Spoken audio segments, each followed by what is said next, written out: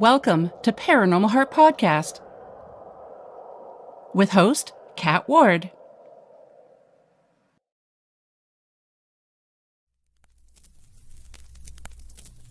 Welcome to Paratruth.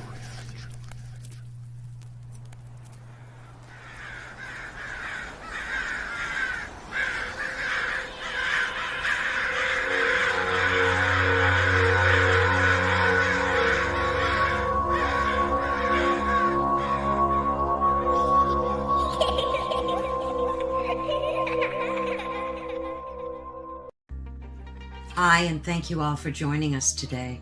We are broadcasting live on the United Public Radio Network and the UFO Paranormal Radio Network, 105.3 on the Gulf Coast and 107.7 FM in New Orleans.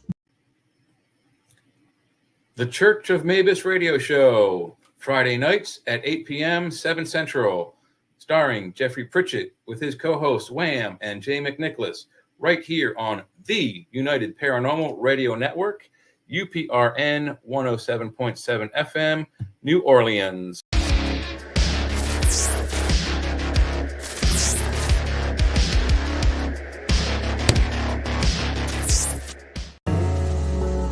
Hi, I'm Brittany Ashley, your host of Breaking Norms, Building Dreams, your guide through this transformative journey in both business and life.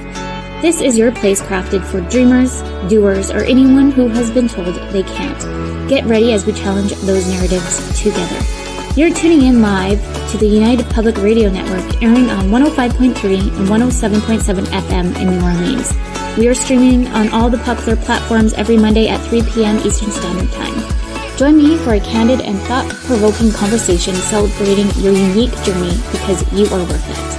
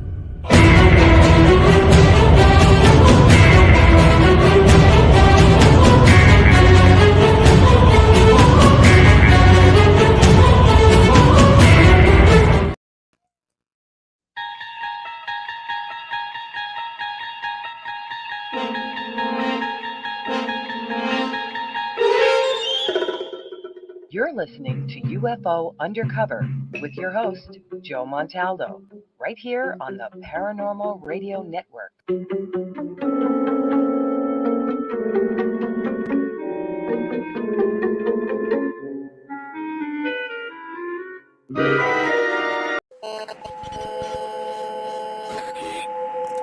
What's out there?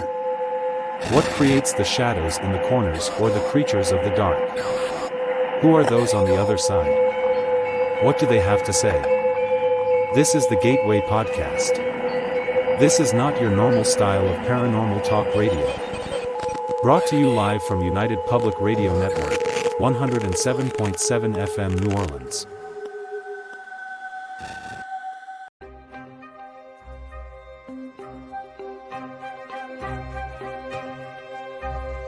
When they are consuming your minds and your thoughts and your dreams, From the angels to the demons and to the mysteries unseen, there is no need to worry.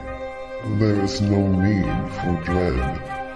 It's just time to discuss the thing at the foot of the bed.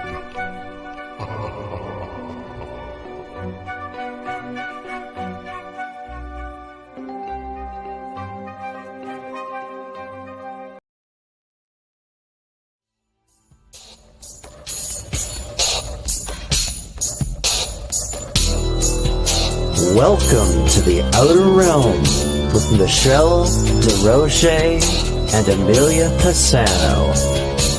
Airing live on the United Public Radio Network, 105.3 FM in New Orleans.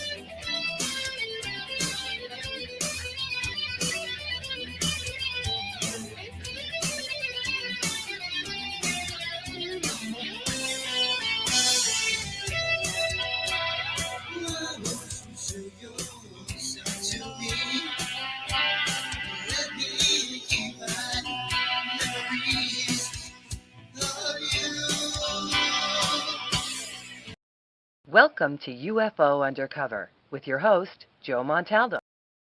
Holy shit, Manoli, are we back? Is everything on? Everything's working? All right. It all appears to be anyway. I hear some little ticking noises going on here. Man, I got to go get me a new cord. I keep forgetting to order one of these damn things. Well, why don't y'all send me a new cord, people? Put my mic cords. Little fatter thingies. It's not a C. What the hell do they call it? USB-C cable? It's I'll have to show y'all later. I got one laying around here somewhere. I can barely hear you. Is your mic working? It should be. How's that? Is that any better? Yeah, there we go. There we go. Yeah, it's. I got it parked. It was over on the side of me over here. That's all.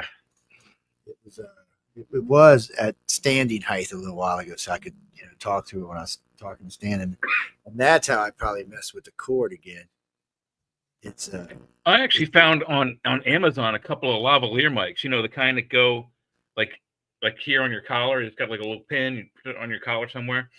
I'm thinking about getting one of those because that way, no matter which way you turn, if you pin it right there, it's always there. So Well, if I leave this one on omnidirectional, it does the same thing. But right now, it's just on forward facing, and it's not Yeah. even. I don't even have it forward facing me. Actually, I got it all tilted over to the side and stuff like that, so it wasn't even in front of my face. The other night, I was talking on. I had it facing away from me.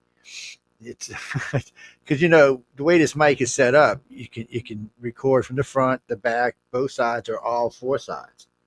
So, like if you're in a crowd or if you want around a bunch of people and you want everybody's noise to get in there, you just turn on and it picks up. It's omnidirectional. It picks up everything. Mm-hmm. I used to run it like that because it's easier for me to talk. I don't have to talk as loud. But if somebody's in the front of my house, it picks it up. Yeah, the mic, just the built-in mic on my laptop picks up, emergency vehicles driving by the window here, and it's like I was on with Sean a week or two ago, and ambulance drove by or a fire truck drove by, and he's like, "What's that?" I'm like, "It's just fire, guys. Don't worry, we're safe."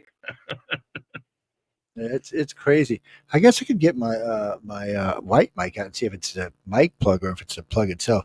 I think it's a cord though. It's this cord's 4 years old. I mean, originally Linda bought me for this for a present. It was like 4 years ago. The whole setup was like $150. It came with it came with a hanger. It came with this little piece right here that you can clip on anything, just hanging around. It came with the mic, the cords, and some earphones and some other stuff. And then one of my regular listeners, which I have two sets of these laying around. I got one set's of Java and one set's of Bose. Actually, I got three sets. I got some other set. I don't even know, some off-brand set. Wireless earbuds, people. Well, no, you can talk on them. They have built-in mics. I just don't like using. Yeah, most of the earbuds have mics in them too. I mean, and then they have the new ones. It's not they're not earbuds. They go behind your ear, and then I don't know how it works, but it transmits the goes sound right to here. your bones. It picks That's the vibration up through the side. So they've been having those for a while, but cops use them, and they got for pilots on. Sometimes they got the clip-on ones that clip on right here. But there's a couple of ways you can do it. And of course, the little stick mics that come off the side are pretty good too. Usually, Yeah. They usually work pretty good. But I always wanted to get a set of throat mics from World War II and see if I can get them to work through the computer. That would be cool as hell, because then you just go, "Hey, what's going on?"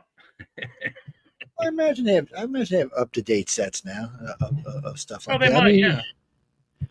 Usually stuff like that you can find pretty easily. It's usually you can find pretty easy. I should say totally easily. Oh, everyone, welcome to UFO Undercover. I'm sorry I got off on the chat with Jay screwing around with this mic because it's irritating. And that's what makes shows good, though, is that kind of natural, back and forth. Marissa, actually, we're going to talk about quite a few things tonight. Actually, let me see something while I'm in here. See, I can always cheat and do this. Let's see where it's at. Wait, I might have took it off. Maybe I didn't. Hey, can you hear me okay? It sounds like you're in a trash can. Hello, because I'm 5 miles away. You're listening to me on one of my can mics. Yeah, it's got like an echo effect to it or something. Yes, it's a can mic that's sitting, I don't know, 3 feet. Nah, probably about 2 feet from me. It's because people put the can right up there in my face, it gets a little crazy. Yeah, hold on, I'll switch it back. Whoever just sent me that email, that text, I'll switch it back. Audio, baby, love me long time. Hello. Is this anybody I know? Yes. Okay. But I love the show idea. If you're still listening, I have been trying to figure out, because I know the U.S. Army, Navy, and Air Force, and probably the Marines too, but definitely the Army and Air Force and Navy have. They always give you silhouette books of silhouettes of what enemies' ships and vehicles look like from the side. Yep. And they do that for cars, the people, like humans, what their uniforms look like, the helmets and all that. I know they have this for the UFOs, and I know they know by configuration, whether it's a square or a triangle or, two inverted pie plates or one inverted pie plate. They know which species drives which kind of machine. And allegedly there is a book out there, and I'm trying to find it. I haven't yet. That I think it's part of the Blue Planet Project book that has a list of vehicle types by species. And by species, I mean extraterrestrial biological entities. Well, it's interesting because we were talking about it a while back. Oh God, actually a couple of years back on how do they get around when they're on our planet when they're not in a spacecraft. Well, I mean, for the most part, they're probably in a spacecraft of some sort, whether it's one of the little probe ships or something Well, else. I But mentioned that they might have some sort of personal craft like we do. I I do, but mean, I would think, I would think, and I'm only thinking here because there's no way of proving this. Let's say, so do they have a teleportation system? Well, we know they have some kind of teleportation system of some sort. Do they have a Star Trek type teleportation system? Well, if they do, then we know they don't need ground craft of any kind because they can just teleport themselves from place to place to place to place. but how far is that? Is that the whole planet? Is it just I would, like I would think continent? I would think most of the damn solar system. To be honest with I you, would, are that. one would hope. I mean, the way they describe it in the most recent, the JJ universe, not the original Star Trek universe, but the JJ verse. Uh, when they go after Scotty in the first one, he tells them that he was able to, not only transport a something the size of a grapefruit from the planet to the moon, but he could transport a human being from the planet Earth to like another planet in another solar system. I lost Arch's So dog. and why are we seeing spaceships if that theory is true? Well, I don't think that theory is absolutely true. Well, it's not even. It doesn't really matter because you would still need support. Not only range, but also there's probably some ways to defeat it, like put up an electronic screening that keeps people from transporting in and out of that particular area where that screening is. So I think there are defeats to it. So there are always going to be vehicles. Well, but it's so. I would think of it a little bit differently. I think the vehicle's here for support. Do you really want to bring humans to your home world to work on them? Yeah, tell them what kind of diseases we're carrying. And even though they're probably state of the art of everything you can think of, accidents do happen, like Wuhan. And when that kind of shit happens, it's can they contain it? Is it something they've ever seen before? It kind of takes you back to War of the Worlds when the measles killed the aliens. The classic H.G. Wells. Yeah, and I'm sure they would have scanned everything, and they've been here long enough now. Then I'm sure whatever they're immune to the same things we're immune to, plus whatever else that they're immune to. I think it's more the reverse of them bringing us to their planet and then us bringing something from that planet back here that would harm the experiment. Well, that's quite possible as well. I don't see because if they've been here for millions of years, and that's the speculation I'm running with. That they've been here. What's his name? Sitchin, Zechariah Sitchin. He says that they came here around 450, 500,000 years ago. I think they've been here longer. I think they've been here millions of years. You can't just take wait, stop right there. Stop right there. Before we're gonna continue this, but let's stop since this is what we're talking about. So, do we have evidence of aliens in the distant past? You're going to have to bring that mic closer. I didn't hear what you said. Oh, wait, sorry. I said, do we have aliens? Do we have evidence of aliens in the distant past? I think so. Yes, we do. We do in a couple places. So yeah, I really believe we do. So we'll start off with the Pravda map, which last I checked was 120 million years old. So you're going to throw it up for us? Huh? Throw it up. Yes. Put it up. So, wait, I can find it. Hold on, while we're talking, I'll find it. So every time I try to find it, I don't find a good one. Well, I got one on the other computer. Unfortunately, not on that computer, but I actually keep one on the other computer, just like I do the sunken cities off the coast of Cuba, because shit just disappears on the internet sometimes. Uh-huh. Like, whoa, what the hell happened here? Why is it gone? But anyway, getting back. They wash stuff off the internet, absolutely. Oh, yeah, they do, because they don't want, once it gets talked about too much, or somebody one of the social medias get upset about it or something, weird shit starts to happen. But anyway, this map was found. This was a Russian map that was found. They found this map, so it was a cover stone is what it was. They looked at it. They popped up the cover stone. It kind of reminded me of Stargate in a way, because when you look at it, it's a resource map. It shows you different resources in this valley where they found this thing at, right? It's like a guide to the resources. But there's a problem with it. It's taken from an aerial view. And not off of a side aerial view. Yeah, but that's what I'm saying. Not off of a side aerial view, like if you were standing on top of a mountain looking down, and because it would kind of be No, skewed a it's little bit. like satellite It's level. it's like you're just looking straight down. Right. Maybe you're in a plane 5,000 feet above it, or maybe even a little closer, maybe 500 feet above it. Whatever it is, I think the Piri Reis map is something on the order of 10 or 12,000 miles above the Earth. yeah. I It's said I don't think this one is, but this one you still could do it without an airplane or maybe a hot air balloon. But come on, 120 million years ago, the only thing flying around was I guess it could be like Fred hitching a ride on a pterodactyl. So I mean, shit, I don't know what to tell people, but it's 120 million years ago. There was no man supposed to be walking around on the planet. I mean, and then people to screw with y'all even more. You do know there's been footprints found under dinosaur prints. So and everybody's it's a hoax. It's a hoax. Fresh human footprints made within a fresh dinosaur footprint fossilized. They got those too. They've got those too. So in Arkansas, in 2 different places, they've got human footprints on a magnet. I think the guy said the first time they found them, they were about 10 feet below where they had found the dinosaur prints. That's quite a bit of years ahead of them. 10,000, 100,000, millions of years, hundreds of millions. Yeah, it's so. But I'm talking about between the 10 feet is probably only maybe 10 million, maybe 5. It might be 500,000-600,000 years because it's only 10 feet. It's a long time, regardless. So, and then the ones they found, the other set they found, it looked like the human footprints or the dinosaur.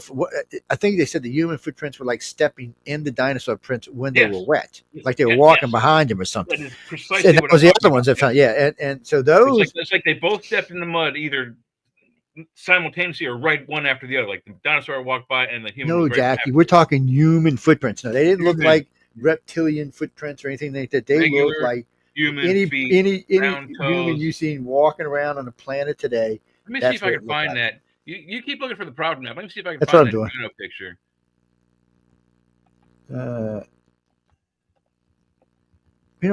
So see now it used to be easy to find out guys Ukrainian stuff getting in the way, man. I don't care about the Ukraine. I mean, I care about the war people, but that's not for this show. This is too much. What are you talking about, Jeannie? The Gulf of America. Ask me on Friday, baby. Yeah, we don't talk about that on this show. Yeah, we'll talk about it, but it's just not on this show. Yeah. You mean if I had to give Trump a score right at the moment? I would agree with what the polls are saying. He's doing. He's all right. So his I'd give him a C. Yeah. So his whole election last time, he started as a -3, and when he took over in 2017, he started as a +3, and now he's already up to +6 or 7. He never got that high in his entire first term. He's already high. Yeah. So I mean, we'll see. All I can tell you with Trump is, like, I heard some Democrats screaming about food the other day, and and this is liberal conservative argument back and forth all the time, is wait and see. Give it a year. In a year's time, if it's sucking that bad, the following year we can vote a bunch of them out and put a bunch back in. So we, the people, have the control of the power of the Congress.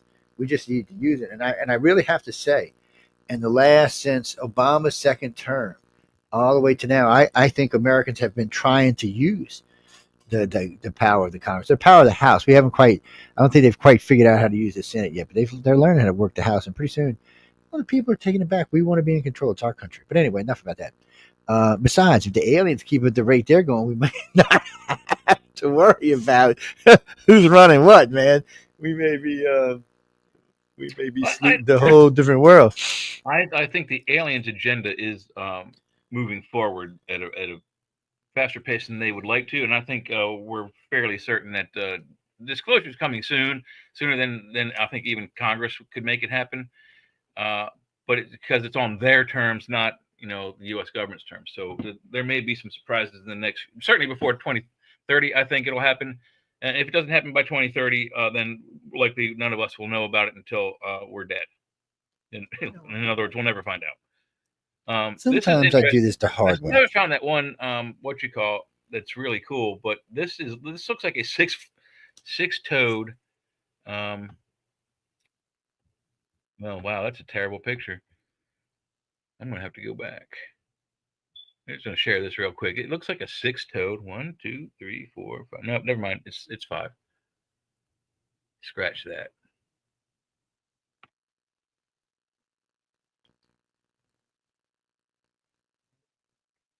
I have heard so much crap about this map over the years. On and off. Let's see. Hey. Is that somebody cute with us? We can't have anybody cute in here, man. I mean, we're scary guys. We have a reputation to uphold. Well, hello there, Miss Leah. We can't hear you. And I'm not good at reading lips, so you're going to have to speak them where we can hear them. I said, I could be scary.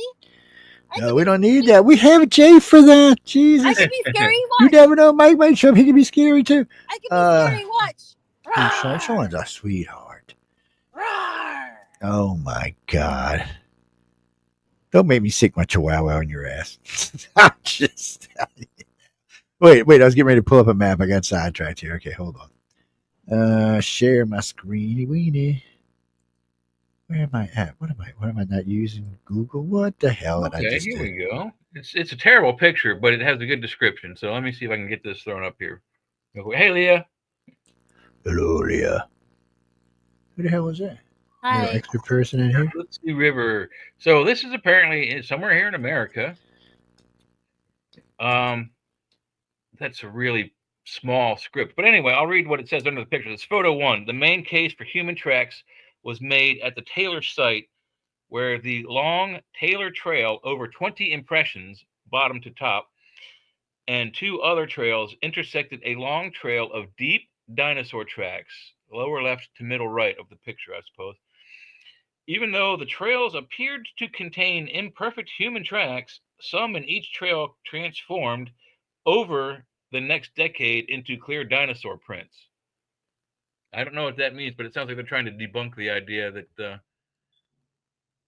they're together. Oh, but, but still, if they were in the mud, I mean, and petrified like that, then they had to be somewhere in some era long before this one.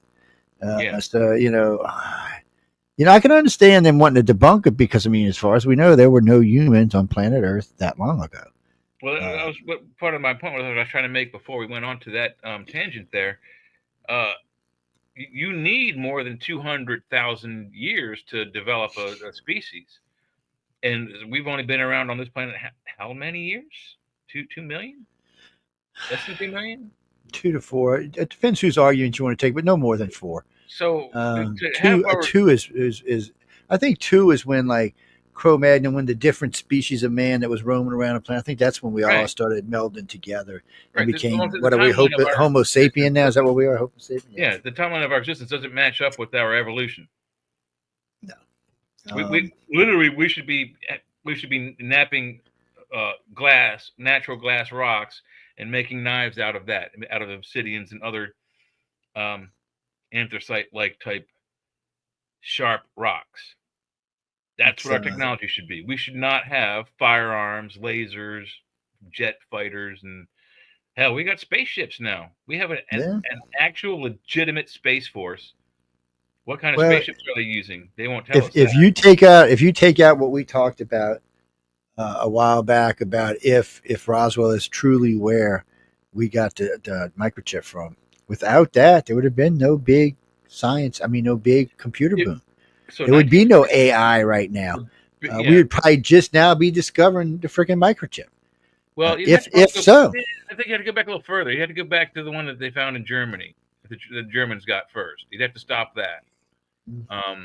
Same craft though. Literally before the turn of the century, 1890s, we have steel is the hardest object we can manipulate, and steam is our main energy source. Boiled water. Boiling water is our technology that drives the planet. Yeah, but the other stuff is natural progression. The microchip was a gift from an extraterrestrial, so that's would have been the change. I don't see us going. How do you go? I said 1898. You have steam engine locomotives and steam propulsion, steam engine propelled boats. I'll tell you, this is easy. You're gonna feel foolish when I tell you. Jet fighters. I mean, it does. The math still doesn't make because some idiot was outside playing around. He seen this crack in the ground, and he smelled this stuff, and he was like, "What?" And he lit a match, and shit went boom. Yeah. And somebody took that same stuff and put it in a Burnt his balloon. eyebrows off. He put it in a balloon, and it started swelling and going up. And they realized they had they had another fuel source. Then came, of course, petroleum. So once we had petroleum, there's a lot of things that came naturally after petroleum. Once we had, and it's going to be the same thing when we come up with a fuel source besides lithium or something like that. When we come up with a real, like maybe not hydrogen, what would be the next one? Not antimatter, fission, where we bring up fusion, yeah. So if we came up, 0-point gravity. Either one of those would work. I mean, unused. It doesn't deplete. It's the energy source. Dark matter, maybe. So here, then you'll see all kind of new craft be born. Faster than light space travel. You'll see all kind of stuff being built in space. Your home and your car and your boats and all be powered from the same source of fuel. You'll buy it one time in your life, and that. For that space, but that gives you the next level, because that'll give you lasers, it'll give you shields, inertial dampeners. We don't have the power to produce those things. We have the ideas of all of these things today. We just don't have the energy to make it work. Just like we didn't have the energy to fly a jet 150 years ago. Who visited Gene Roddenberry in 1967? He was right. Why didn't we have the energy? Is it that we didn't have the energy, or is that we just didn't think about? That's the point we're making. In 1890s, just the 1890s, just the last century, the end of the last century, our major energy was boiling water. 50 years after that, 1940s, we have jet power. The timeline. Wasn't coal a thing for a long time? Well, but jet's a natural progression. We still use coal to generate energy, like electricity and so on, but no, really, the number one major technology in the 1890s was boiling water. Yes, and by 1910, actually by 1920, we had gas stations on every corner of the United States. Things changed, and country. You got to remember, in a country like this, things are going to change really fast. It doesn't add up. It does. Things are going to change really fast. It only took 40 years for us to go into a full-fledged industrial using natural gas, using fuel, using coal to start producing power, to start building things, to start building cities, to building ships.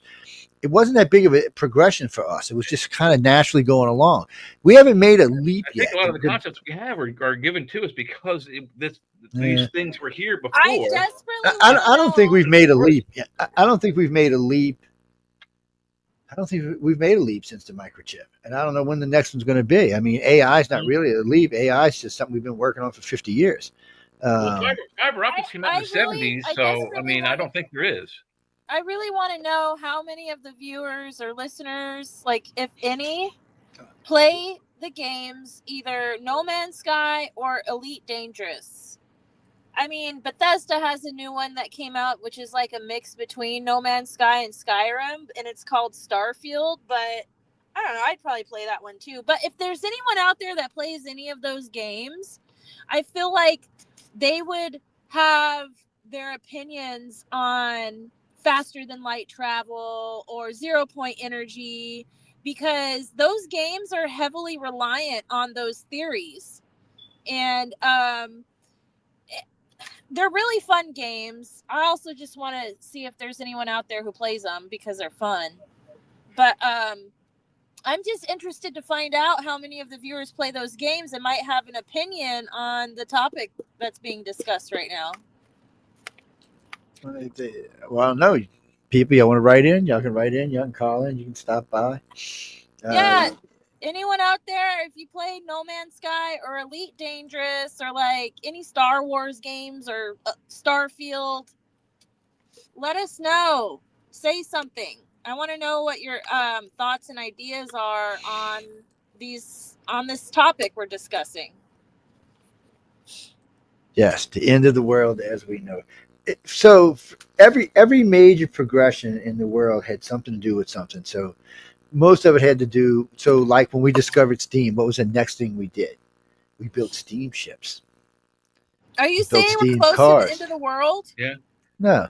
Well, according to the clock, we're 89 seconds to the end of the world. They updated the clock the other day. I didn't watch the video. I didn't watch the video, but I saw a video on YouTube as I was scrolling, and the thumbnail said something about the end of the world supposed to be like May 27th, 2025. Well, they don't never give you a date, but they always. And you see, you should never go by a date because I've heard I can't lost count of how many times I've heard dates to the end of the world. And actually, on some of them, the latest 2000, one is 2012, I won a lot of money.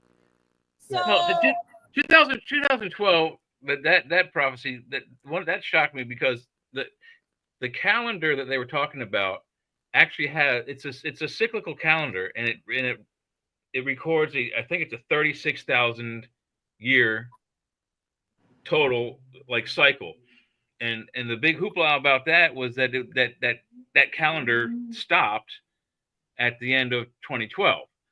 Well, yes, it did, but it also resets and goes all the way back to the beginning, and then it starts back over again. But everyone like hyped it up so it would be like an Armageddon type of thing. So that was all just bullshit. The year after was the one with the time coding in the computers, which was going to become a problem. Well, I think the writing's all over the walls when it comes to this like perpetual and inevitable countdown to something that's coming to an end, and to me it feels like the end of the economy and the system that we've grown to become accustomed to is reaching its peak. Like it's reached its peak, and now it's on its decline and reaching its end. I mean, at least where I'm at, there's so many businesses that are closing down. There's just empty buildings, abandoned buildings all over the world. There's just like destruction and chaos. There's homelessness is at its all-time high. People are out there struggling so hard to just come up with a job, any job. People can't even find like part-time fast food jobs, and it doesn't matter if they have a degree. It just seems like the world as we know it, the world that we were supposed to grow up in and get comfortable, like knowing it's a safety net, is no longer safe. And something has to come. Like something's going to happen because of it. It's I don't know. There's a lot of crazy stuff that goes on these days. I mean, there always seems like there's gaps in our history, or gaps in our creation, or gaps in how we came to be, gaps on where we're going. It's like we're waiting for somebody to put a little piece of a puzzle in, or a little splinter of wood, so we can make that next stride. But really and truly, I mean, man seems to stagnate. Even though we're doubling our knowledge every 2 years right now, and with AI, that's going to probably get down to every 6 months. What is it getting us? Is your life better than it was 30 years ago? No. I mean, 30 years ago, I was 10. 9 or 10. Well, of course, because your butt was getting wiped. No, I mean, I'm telling you, I had a very horrible childhood. But the point is how many people today would say, okay, well, my life was good when I was 20, and my life is good at 50, and everything in between. I don't think you're going to find that many people are going to say, okay, I believe that. I think you're going to find that most people are going to kind of be like, maybe, maybe not. So here's the most interesting thing. I couldn't find. There's one picture that I know out there that I have trouble debunking. This is a new one I haven't seen. The footprint is kind of I don't know, but if it's an actual real footprint of a human right there, this dinosaur track or reptilian track goes over top of the human one. It's I don't know what it's hard to tell. Well, this is part of one that's and let me see if I can change the screen here to where I got that picture from. It's part of an article on this. I guess it's called the stone is called the Alvis Delk stone, and this is the article here. Alvis Delk artifact is what it's called. Looks like a human footprint overlapped by a dinosaur footprint. That problem, but we say human, but was it human like us? Was it something else? Whatever it was running around barefooted. It's because the second toe looks huge on this right here. There are 4, but the spread is weird, and the depth on the big toe is like, it looks like a spoon.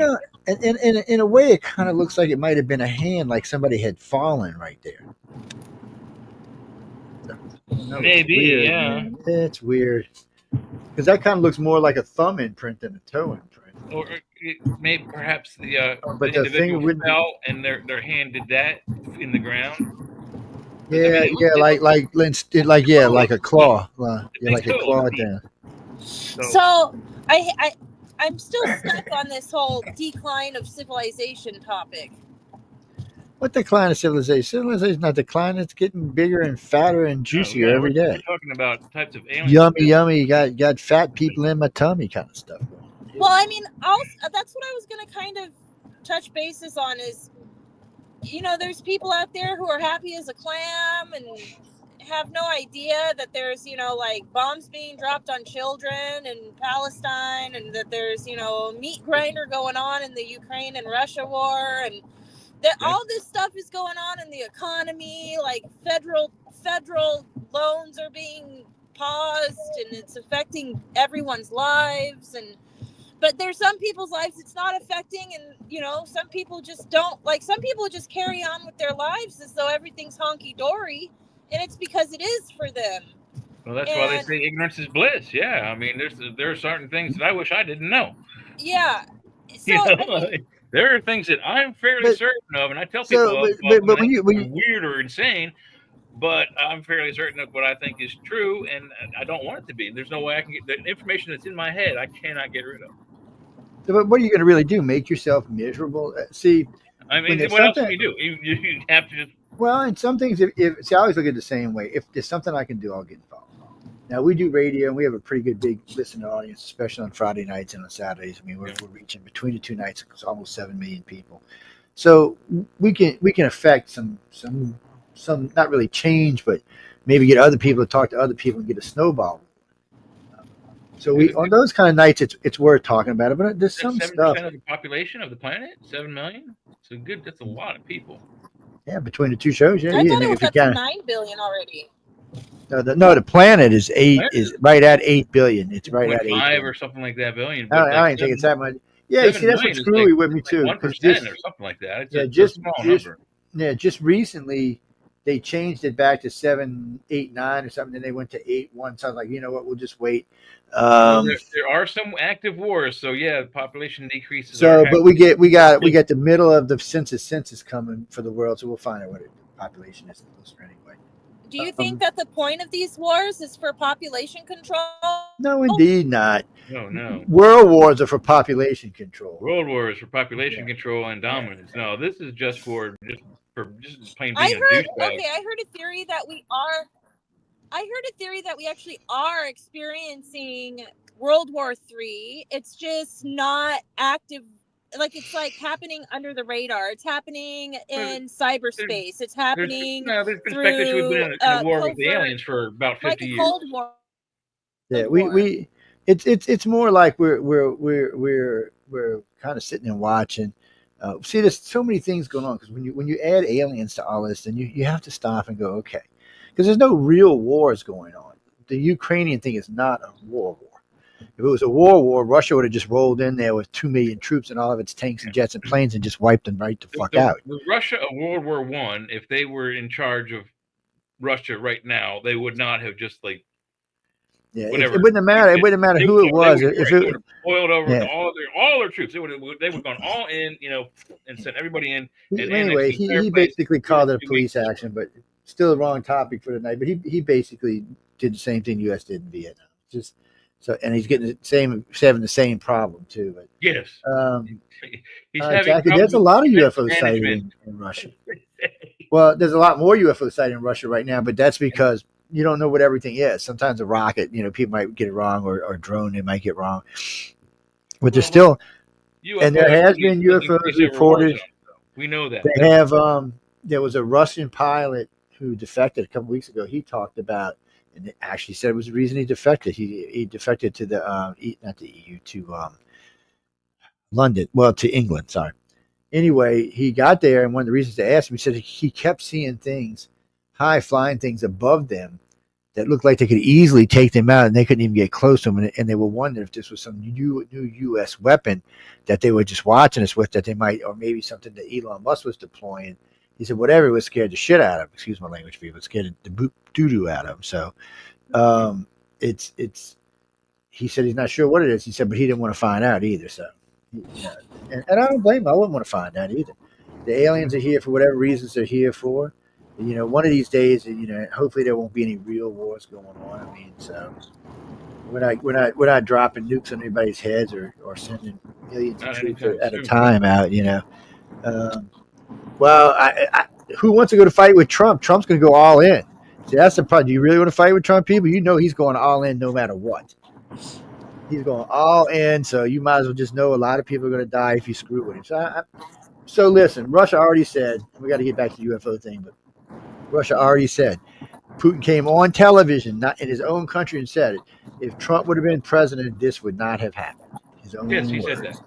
He said it his own words. He said it recently too. Yeah, he did. Just a couple days ago.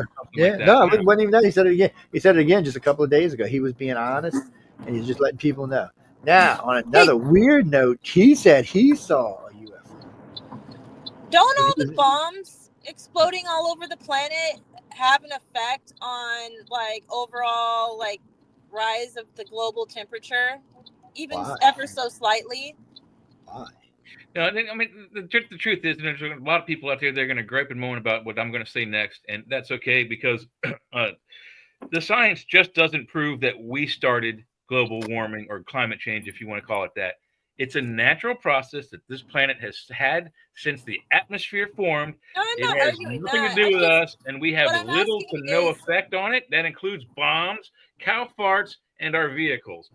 Yes, they do affect the climate a little bit, but not in the way that these scary tactics, fake news people are trying to get people to on board about. The fact is, if we go after scientifically and try to stop, change, alter, or control global climate change, we will kill ourselves. We will kill our kitty cats. We will kill the fish, the birds. Everything on this planet will die if we do something stupid, as in, fuck, pardon my French, with Mother Nature. We need to leave it alone. We didn't start it. We don't have any way to control it. We don't have any way to affect it more than the marginal amounts that we actually do because of our physical presence here. There's no such thing as weather modification technology? I didn't say that. I'm just saying global climate change is a natural thing that we should not mess with. And anyone who does and causes the planet to die, I'm coming after you. We don't need to mess with it. It's a natural product of our planet's atmosphere. There are, for billions of years, in our global record through the dirt. If we dig down in the dirt, if we cut an old tree down and we see the rings, we can tell certain things that happened throughout the millions of years that this planet has gone through. The ice. That's what periods of cold. They've had ice ages and we've had hot ages. So it's natural. It's a natural thing. Leave it alone. Study it, but don't touch it. Oh yeah, we probably augmented. That's true. We probably do. I don't think we would set it off since it started changing before petroleum fuel was around. Yeah. No, there's things you can track. But anyway, we're not supposed to be talking about that kind of stuff. Yeah. Now we had to put the show on private now. It's what's that, Jimmy? I don't know. There's just a lot of animosity out there about a lot of things right now. Aliens are interesting. People get really mad about it. It's nothing that we have started, nor can we change, and we shouldn't mess with it. It's a bad idea. But is cloud seeding considered weather modification technology? Yeah, we've been doing that since the 1800s. Weather modification. Yeah, they started shooting what was it, iodine or whatever it was into clouds. Before the turn of the century before last. Thing, yeah, I don't know how they do it, but well, in the old days, they put it in a thing like a mortar and shot it up into the sky. Now they just fly over and drop stuff on top of it. But now It's they use much those more planes that sophisticated kind now. of drop water. They can. I think also Oh, use them to speaking of drive. that, on a whole, so a friend of mine sent me a video the other day. He's in the military, by the way, and I posted it. I posted. I didn't post the one he sent me because I want to give him trouble. But he sent me two. He sent me his that he took and one that his friends took. And so what this is I think it's a C-3 cargo plane cruiser tanker cruising along through the sky, and it's four tubes laid out over the back of the back. He's got the back end down. And there's four tubes, and they're pulling two tubes in, and the other two are just spraying their little happy asses on. Just spraying away, man. I mean, just pumping it away. Live. I mean, he sent it to me. It was actually live when he sent it to me. I was like, oh my God, look at this, man. It's now I want to tell me that they tell me that I'm putting stuff in the skies. I'm not hating anybody because it could be anything. I mean, the Navy's been testing stuff in the skies for a long time, and the government has been working on since the 70s what we call aerial inoculation, so that all you vax haters out there, you won't have to hate anymore. They'll just fly over your city, drop this chemical in the clouds. It'll rain on you, get you Yeah, it's the water, exact get same idea in everywhere, Spider-Man with the lizard tried to throw the green. and you'll be vaccinated. You won't have to worry about it. The reason they're talking about this is because of pandemics and stuff like that, or something worse. These are things ways that they could, it all started with the joke about the zombie apocalypse, but no, I'm serious. That's how it all started out. But no, this was like in the 70s when the CDC and all got going real good. But since then, they have been working on this. They need a way to do mass inoculation is what they need. So trying to put people in lines, as we learned from COVID, is it just doesn't work. So well, I mean, especially when you illegally fast track a series of but none of that inoculations. matters. They could have done everything. It didn't up work, and up. and they killed people. So I mean, that's a thing. But the thing of it is, it wouldn't have mattered because even if they did everything 100% perfect, it was still going to be a blunder. It was too much, too fast. You're talking a population of 350 million. And just here, we're talking worldwide population of 8 billion. There's no effective way to go out and give everybody 8 billion people a shot in no time at all. It took America almost a full year to get vaccinated enough to slow it down. So the thing about it is it's one of those things that they wanted to diverge into and say, okay, we can just do this. We'll just fly over and spread it all over. Just like the bug guy who drives through your neighborhood killing bugs. I don't know if they do that up north or not, but they do that down in the south. And we have them up here. Yeah, we have those. It's the same. It's the same damn thing. So, what's a shame, people, is when we were kids, we used to all run behind them things and play. We're probably all going to die of some weird disease somebody's never heard of when we're like 80 or something. Oh, a Nakarugataka. What disease was that? Oh, it's from running behind bug. Yeah, from playing in mosquito sprayers. Yeah. I think I'm kidding you. We did. No, we did had that. Kids still today do it. It's sad. It's sad, people. Well, I guess it's. You remember Camelon? They came out in the late 70s, early 80s. They came by your house once a month or twice a month or whatever, and they sprayed your lawn with this chemical that smelled horrible, and they told you can't play on your lawn for 2 or 3 hours because it would kill you. the chemicals they sprayed on it. What's that, Jeremy? No, I mean. So, we've been off topic all night, so we'll get back on topic. But I did put on in the description, it's a 3-part show. Oh, next week, Karen Swan's going to be with us from ATP. She's going to be joining us. I think it's the 5th she's supposed to be joining us. I'll hit her up this weekend, make sure. But she's going to be hanging out. And then we'll do the next 2 segments, maybe 3 segments of this, because there's a lot to talk about. But, yeah, well, it's hard to stay on topic sometimes. Well, you got to remember, we do a lot of not politics. We do a lot of news right now. With news on the flip side in the chat, we cover a lot of stuff. Mm-hmm. So news on the flip side covers in one night anywhere from 15 to 40 topics, easy. And some of them get quite in depth. Yes, including like slapping Leah around and shit like that. It gets quite in depth. When we get hungry, we have a food segment we talk about. I mean, we even talk about food sometimes. So people have to write in and say, "Stop talking about food." Yeah, any newspaper you might take off your front porch. You're going to have a general news section. We're going to have an entertainment section. We're going to have a sports section. It's all in there. It's all inclusive. Corrine is it? No. We were just off net last week. Sometimes because of where new UFO Undercover is, the chat might be every once in a while when we have things we got to catch up on, like midweek stuff. Something big happens. This is Plus, it was your birthday last week, so we had. And it was, and I didn't want to get on here on my birthday because I'm still having problems keeping my mouth in check. Well, I don't curse on the show ever. I know it's a big no-no here. It's a big no-no on Science and Beyond too. It's just on Friday and Saturday. No, you don't hear me curse on the Author's Quill either.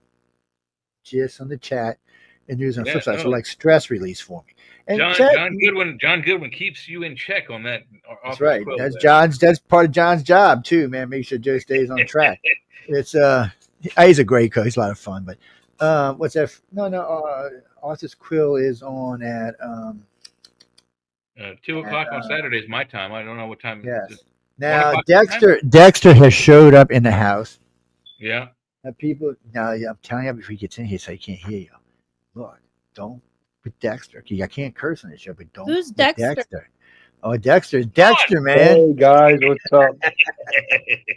That's who Dexter is. Oh, long time no see. Hey, Leah, good to see you. Yes, Leah and Dexter used to go around back in days of California. Well, we'll just say sample people here. That sounds good. That works for me. Hey, my mom's watching this. Oh, hey, Mom. How you doing? Sean's a great guy. We was just talking about you earlier, actually. All good stuff. Hey, Mom. How you doing? Good. She wants to know how you guys. I'm good. Good, thank you. I'm good now. I don't have to dig my way out of snow to go to my car. Welcome to the club. Yep. I posted some pictures of New Orleans. People are like, where's that? Where is that? It's New Orleans. No, you're screwing with me. Pile of snow, ice in front of where I park my car. I have See, to go over the snow's fine. I can deal with snow all day long. I don't have a problem with snow. It can snow till it's up to my chin. The ice and I just don't get along. That's my problem. I have a ball of ice that's in front of my parking spot that I have to jump over every time I come home to park. Ba-doom, ba-doom. You're driving a Camry. I'm driving. Well, your Camry's heavier than mine, but I'm driving a 2016. It's a little bigger. Yeah, I'm driving 2016, which is still a nice car, but it is not as heavy, and you don't want to get it. It's got nice wide tires on it. It's wide, but it's not. It's nope. It's not made for ice stuff unless you put some better tires on it. I guess if I got some good all weather, maybe all terrain tires, I could deal with it. Imagine all these people. It's front wheel drive. Front wheel drive don't drive well on snow and ice. So you need rear wheel drive. They drive better on snow and ice. Yeah, I agree with you. Well, because the front's pulling it, and the front when you get front wheel drive, it tends to pull, which is better in some things, but not so much on ice. It's actually better on mud.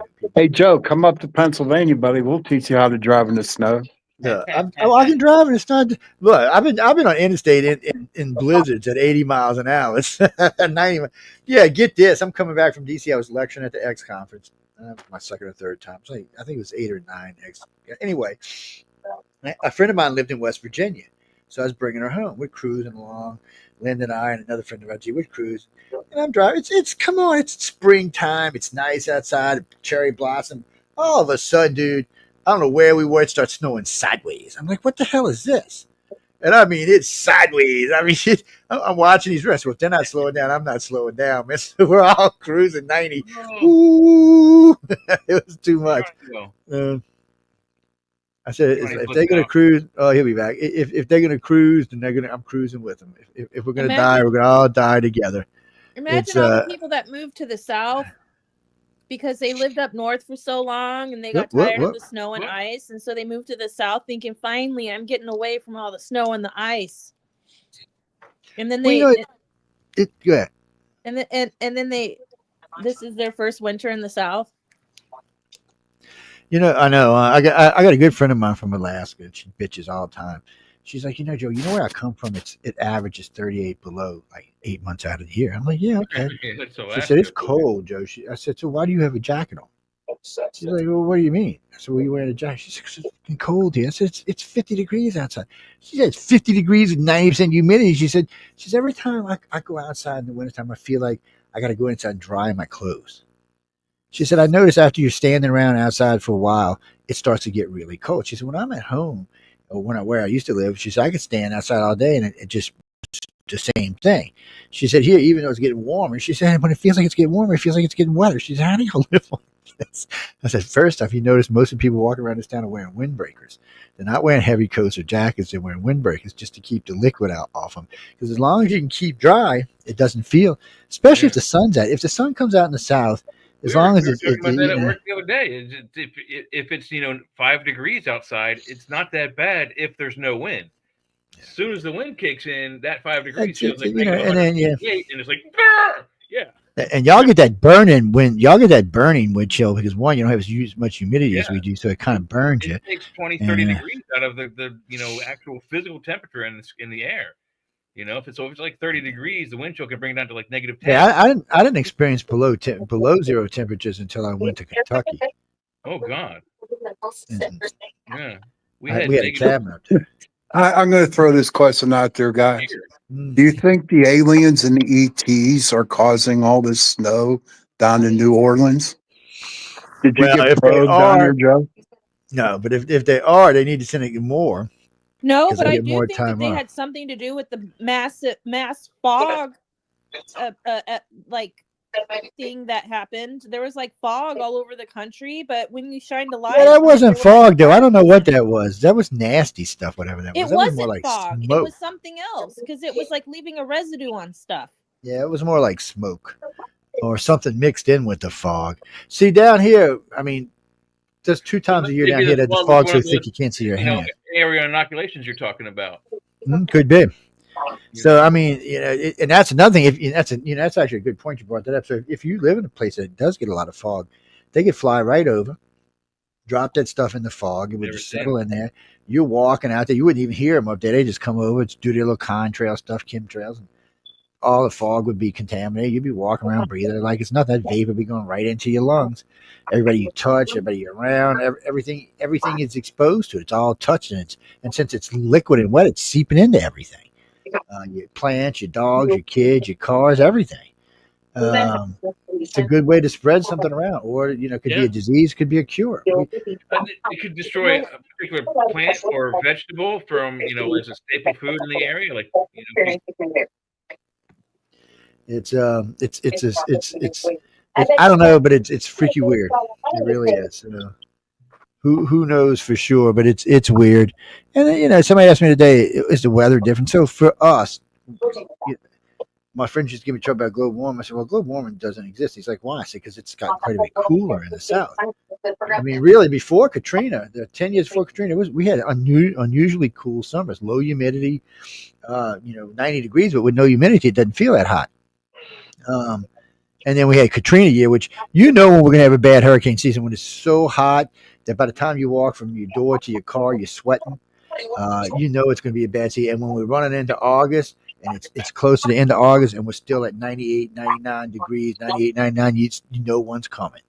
That's going into Indian summer. And anytime the Gulf stays that hot for that long, there's something bad coming. It just don't seem to be any way around it. Don't necessarily mean it's coming here, but it's coming to somebody. Yeah. So we watch that stuff, and what's that film? I won't. God, am I ugly? I trust me. That's ugly. You and I. That's ugly. Look at this. That's we just sexy, baby.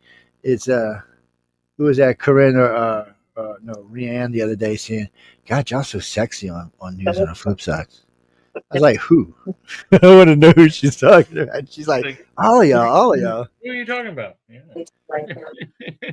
I was like, I'm sexy. Was I there that day? I'm sexy. Was I there that day? Yeah, she was there actually. The whole gang was there. Michael was there too. Well, she was talking about me, obviously. Yeah. Clearly. It's so I think Tim's going to come join us this Saturday. Oh, cool. That'd be cool. Who's coming in? Tim. Sudano. Oh. Yeah, I think he's going to come join us. I told him anytime he wants to, he feel free. I'm trying to get more of the hosts, one, to help them get their numbers up, but it's nice, because I don't, since I'm not producing shows like I used to, I don't get to meet him as much. And we're only doing, by we might go to quarterly meetings, but right now we're only doing bi-yearly meetings. So, I'm not getting to see him. So it's nice to get in and listen to him. I like to listen to him talk, see See if they could use some help here and there. See if I need to call Michelle and say, fire their asses, Michelle. So Things you like said I could start my own show, I but I have to did. do it myself. No, we'll teach you how to do the board. First, you got to come up with a topic of what you want to talk about, what you're going to name it, what you want ideas. You need banners, and then you got to do the really hard part. Find a spot. Talk to the boss lady. Where she where you can- Yeah. Find a spot. Yeah, you got it. You got to talk to Michelle, buddy. In the Yep. end, you got to. Everybody got to talk to the boss lady. Even I got to talk to the boss lady. Yep. Well, I like a lot of the posts, like a lot of the like. Oh no, y'all get along fine. stuff that She's just going to expect you to do certain things, and that's all. Everybody, but it's the same for everybody in the network, including myself. Even I can't get out of it. So, and a lot of that, so you don't get. I tell this to hosts all the time, so don't get mad at Michelle because usually what she's telling you is coming from me anyway. So, or something that her and I discussed. Janine, who's Michelle? Michelle DeRoche. She's the host of the Outer Realm. Yes. Yes. Well, why are we talking about that? Because she's the station's. I noticed that there's a few new shows on the UPN or UPR and UPR Website? United Public Radio. Yeah. Yes. Yeah, actually, I got 7 I got to add. I haven't had a chance to add them yet. Well, Yeah, I got 4 I added, but I haven't posted them yet. And then we got some people going to be redoing the website, but I'm going ahead sometime this weekend. There'll be at least 7 new ones published. Well, it And looks then, like they were pretty well established. some of them are. Some of them are. And well, Michelle gets to pick and choose who she wants to bring on. She gets to put them. So anytime I give a manager, I've only ever had 3 managers in the station, not including myself. But anytime I bring a manager on board, they have creative license. They can hire and fire without my permission. They're driving in the direction of the station, not me. I tell them what I want and what I'm looking for is a mix, but in the end, it's their call on who goes where and how, what does what. And the biggest one that gets bitched at the most is me because our show gets constantly in trouble. Yeah, it does. We're the bad boys on the network. Friday nights and Saturday nights, we Saturday not getting as much as trouble as Friday is. Friday's always in trouble. Well, first we get in trouble because we like to play music, and then they hate Metallica. Metallica's banned in like half the world. I know people got some stuff, so we always got to go remove all of that. Oh man, I have to tell y'all something when we get off the air later. What's that, Jimmy? Who's my favorite alien? Bob. Bob, yeah. I remember Bob. Bob, my the alien, alien's yes. head. No, Bob's still alive. That's just what's left over is from one of his. I don't know how many bodies he had. I was going to say his first body, but I don't know. He's probably 100 million years old. So I don't know how many bodies he's had, but that's Hey, you know what? Bob looks awful creepy tonight. He looks creepy. He got who he reminds me of? He got the look. Ahmed. Ahmed, the dead terrorist. Ahmed, the dead terrorist. He's got the look. Are you talking about Bob Lazar? No. Bob the alien. Yeah. Bob the alien. That's Bob the alien right there. Right behind me right there. Oh. Shot him in the back of the head with a 45 Magnum. Yep. Ding. He said, "Oh, Joe, we love you. We'd never do any harm to you." And then boom. And he does look like Ahmed. Holy shit. Ahmed, the dead terrorist. So, Joe, what is this? What is this map? Did you find that map? It looks like you did. Oh yeah, I've been having it down here. We've been chatting, so I hadn't brought it up. Where's present? Wait, I got it on the screen. Just hit add it to the stage. There we go. So this is just like the cover. Let me 3D map of the Earth created hundreds of millions ago. That's right up your alley, Jay. Yeah. Where is it? Is this it right here? Yeah, this is it. So yeah, this is just the front of it. This is the actual map. Yeah, I've seen that. Yeah. So what's interesting in this map is it was found that they want to argue that it's 120 million years old, but then they found the cover stones were 2,000 and 3,000 years old in Chinese cuneiform. Is that what they call it? It was found in the Chinese territory of modern Russia, Siberia, and Ural. So, Chinese about 3,000 years ago. That's when the cover stones were made for it. So apparently it was there, and then for some reason somebody decided to cover it up. Ancient Chinese, yeah, wow. which didn't make. Well, it And then doesn't. they talk about this dam system they built too. This thing is crazy. It doesn't surprise me one bit. I wrote a thesis in art school of all places of what the Jomon people did.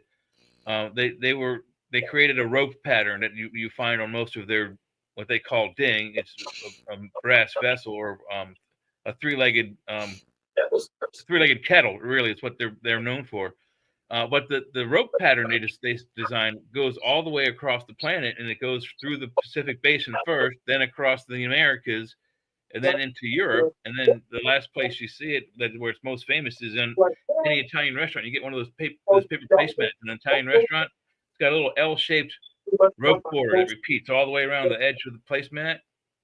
That design came from ancient Japan, and I proved that in college in the 1990s.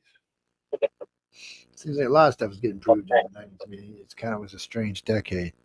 So this one is it Stone just Slayer. proves that, like I've said, and we said on other shows, that there has to have been very good communication between all the peoples of the past. There had to have been for all the people to tell the same stories.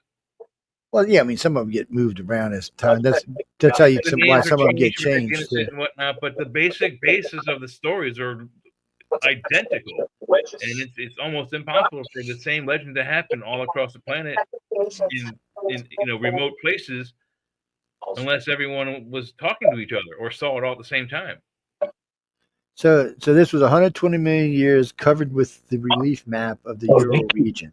So that's all the mother stones on top of it that show you all these dams and all that were built. And it shows you a 500-meter wide, 30-kilometer long river that had 12 dams in it. They built 100 million years ago. I mean, what's going on here? There's a lot of stuff on this. When you get into it, who was this? It wasn't us. I mean, wrong place. We were not supposed. No humans were supposed to be living on a planet back then. It's strange the way this map is made. It does. When you look at it, you're like, what is this? Well, all these lines and all represent rivers and canyons and all sorts of other things, places things were held and hidden. And when it's set down on its top, it can only be looked at from an aerial view from above. What region of the planet does it show? It shows the Ural Mountains. Okay, it's west of Moscow or east of Moscow. At least that's where it was found. So I'm assuming that's where it shows. I hate to make any assumptions. Do you think that see where there were pegs? There were peg holes in it, so that they could measure stuff in different times of the year. So whoever did this, the map itself to me isn't extraordinary. It's the fact that it's 120 million years old is what makes it extraordinary. Who was this? And it looks more like an ancient type person or being that was doing this. But yet they had the ability to fly. Maybe they did. Maybe they truly were jumping on pterodactyls and flying them around. I don't know what was going on here, but they got in a big argument of how old this thing was, and then finally they settled the argument, and the map itself was 120 million years old. The problem was the cover stones were younger. The cover stones were put on afterwards, much later. No one's sure exactly why, but the cover stones, there were plates that were found. I think they said they dated back 3,000 years. There was 22 or 24 of them. I forgot now, but the more you get into it, the more complicated it gets, and the more you kind of like, who, okay. Now we talked about footprints being around in the dinosaur era. Here we got a map that was right smack in the middle of the dinosaur era. Was this? Maybe these were. What do you call them? What's the mini T-Rexes, the Velaptors? That's the ones they thought may turn into beings one day. They had the biggest brains. They had hands. Aren't they turned into birds? Well, yeah, they think Velociraptors. That's what they thought would have turned into like a human-like creature. Okay. Matter of fact, Harvard took it and rolled it forward, and it looked just like a freaking gray. It was creepy weird. I think they did it on purpose, but it was creepy weird when I seen it the first time. I was like, whoa, what the hell is that? and he said, "Oh no, this was a Velociraptor. God, I can't call him tonight." Velociraptor. And brought it all the way to the future, and this is what it would look like as a developed being. It looked like a gray, not just like a gray, but like a gray, a little bit stockier, but still, it was kind of creepy looking. And I don't think grays or dinosaurs, so I'm not sure what that was about. It was weird though. And then here's this map, and then there's other little subtle things we have found that put us at an older. We keep finding things that suggest that something was older than we are. I don't want to say it's. I keep wanting to say it's us, but I don't know if it was actually us, as it was, because we have too much knowledge of how the Sumerians intervened with the human aliens. Now that could have been a much older than we thought, but how old? 10,000, 100,000, a million, 2 million. If they were the creators of us, then it has to be at least 4 million, right? Yeah. I mean, that's when they would have had to come here. So that means they were here for a really long time. Would also explain some other things that happened on the planet that didn't make sense unless there was some kind of advanced technology involved. And God only knows what happened, what we lost at the burning of the Library of Alexandria. Jesus, there's no telling what we lost. Up in a second here, but there's a perfect example right there. What do you think about that? Wait, I can't see it. What is it? What is it? Yeah, What is the it? London Hammer. I have seen that before. London Hammer.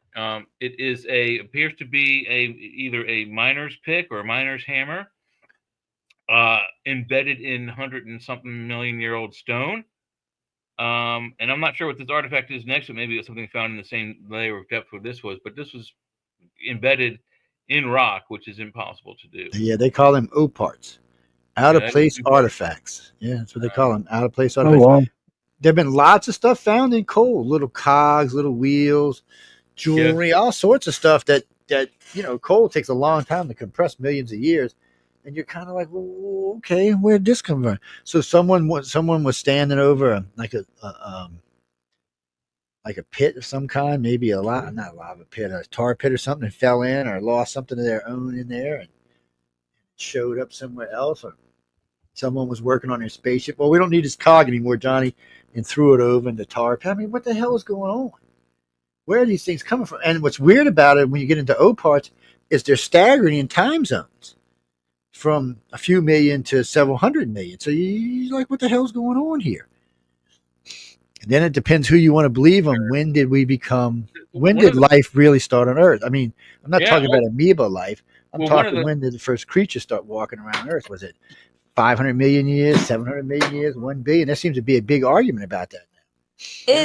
One of the best dew parts I've ever seen is essentially it's a Duracell C-type or D-type battery, one of the big round batteries that you put in a flashlight, or 3 or 4 or 5 or 6 of them in a flashlight.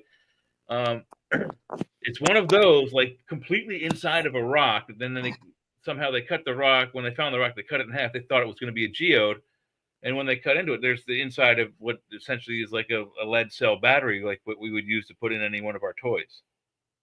That is the most bizarre. Like I can't acid? find a picture right now. It's a regular, like, Duracell type battery, like a copper top.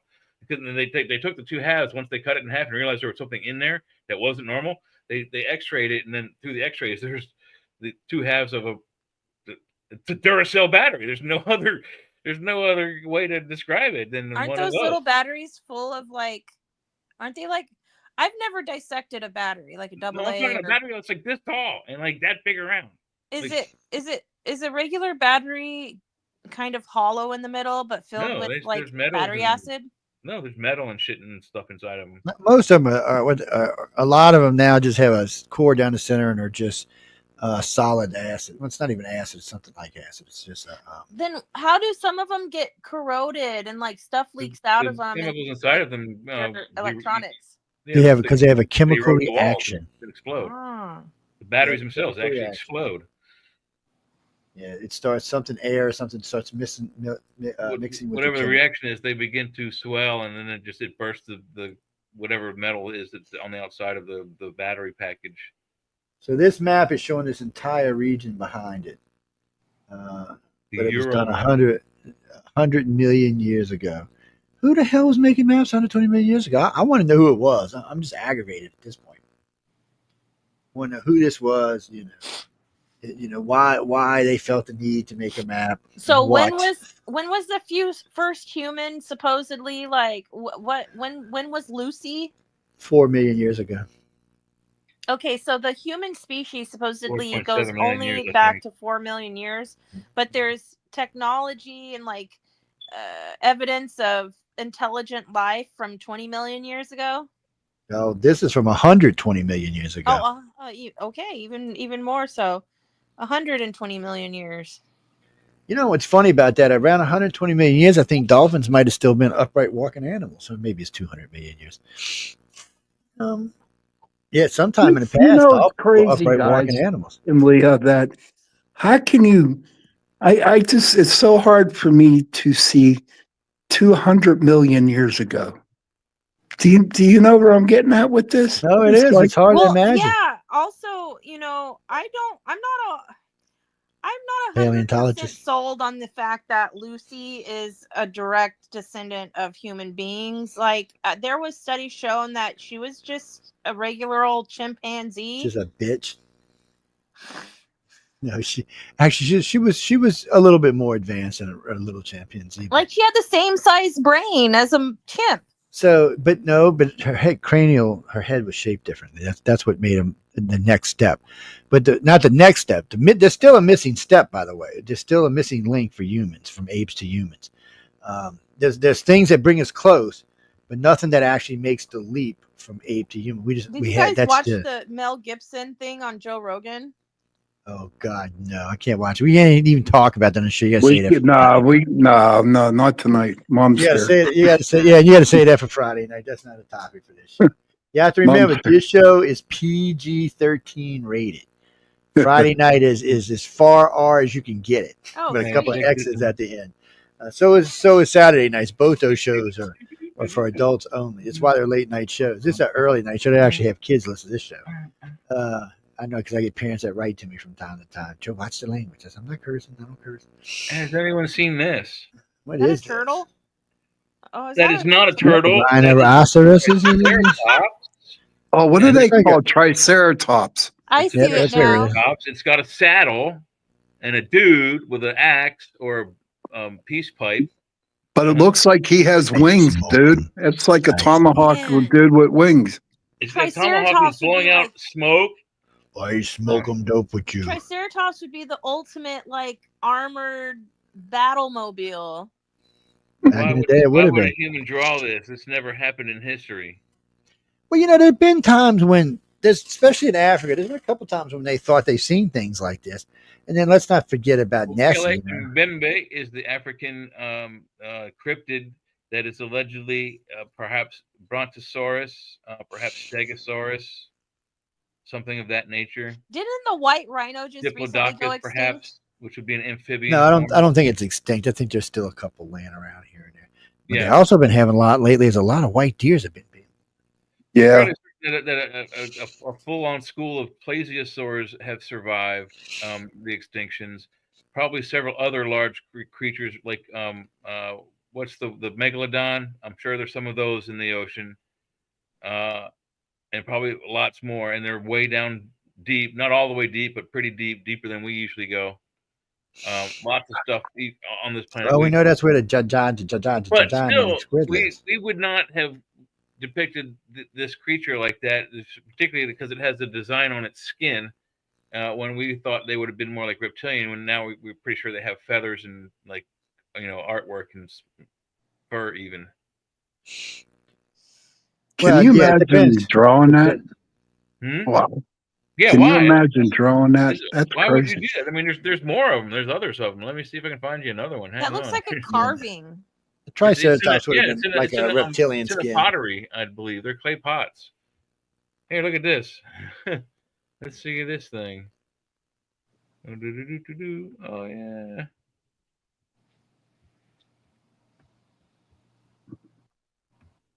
This isn't even a pot. This is like, well, you decide what it is. It's the same thing. Except it's not statue? It's not carved onto a First plate. off, that's not a human riding it. That's something else.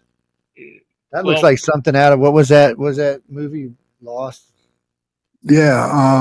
I'm trying to. It could be an Ant-Man, as described by the Hopi and other. Well, looks like antenna coming out. Yeah. I wish he'd put that thing up. It looks kind of perverted, but other than that, but still, it's a humanoid riding a triceratops. And triceratops, since they would have had a tight skin, it would have been easy to carve things on them. Scratch on them because they according to I think they said their skin was inches, way more than that. It was like 3 or 4 inches thick.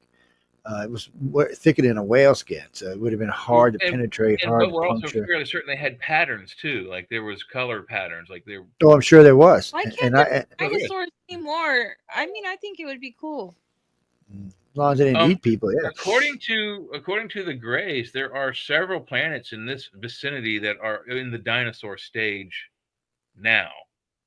Stage. Rex. It's a like.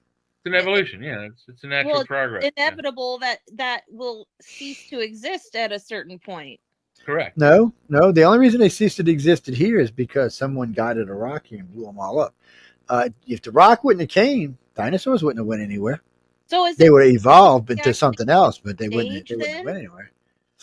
Yeah. So see, when you look at humans, there's a couple of things. First of all, we were talking about technology earlier. Without the Roswell crash, there's no microchip, no aircraft aluminum, and no no Kevlar. No. Yeah, but what is it?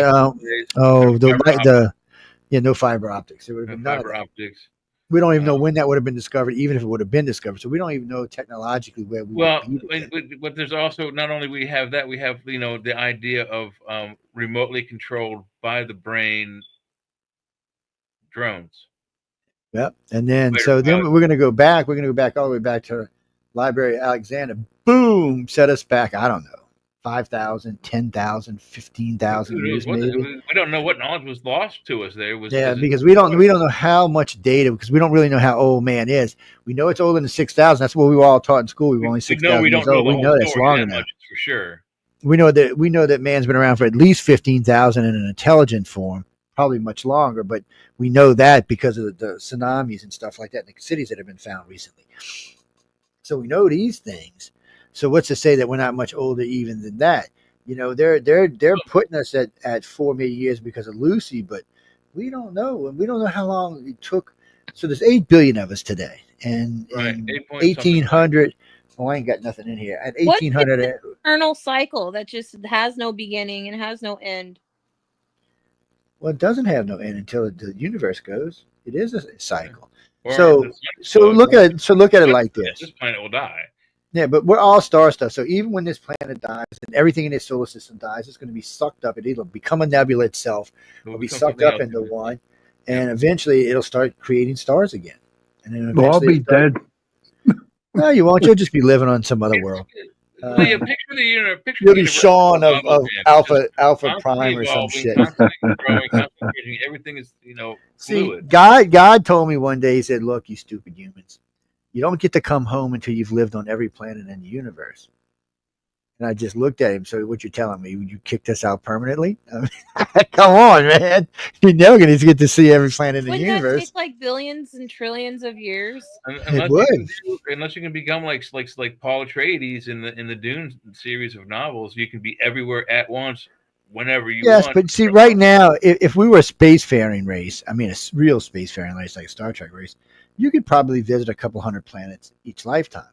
And then as things got better in our telepathic abilities, the telekinesis abilities got better, you could visit probably 1,000 or so planets. Jay, I'm sorry, but I could see you on the bridge of the USS Enterprise.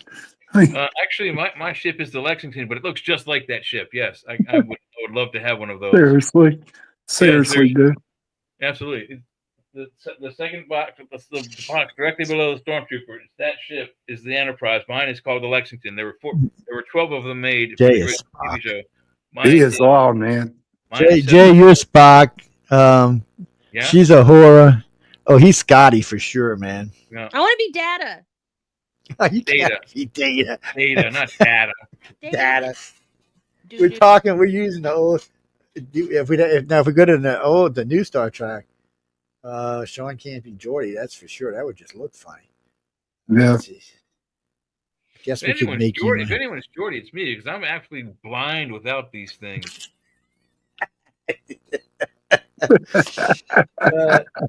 We're just acting like asses. Just ignore us. I'll be LeVar What Burton. aliens?